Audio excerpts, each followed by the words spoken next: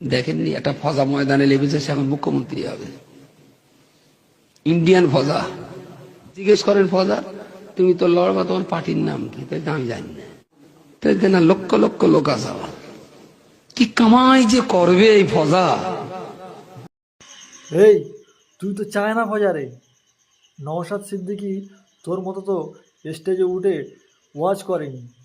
তুই তো ধর্মনীতিটাকে লোভের কাছে বিক্রি করলি।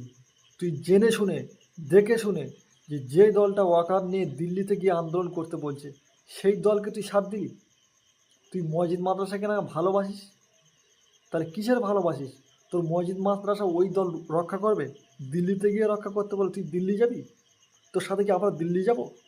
আর তুই তো চোরের দলে তো যোগদান করেছিস। কিছুদিন পরে চুরির কিছু পার্সেন্ট পাবি আর লোক তোকে চোর বলে ডাকবে। কিন্তু নওশাদ সিদ্দিকীকে তো এই কথাটা তো শুনতে হবে না। আর নওশাদ সিদ্দিকী তো কামাই করার জন্য রাজনীতির ময়দানে আসেনি, সে তো জনগণ জেনে গেছে।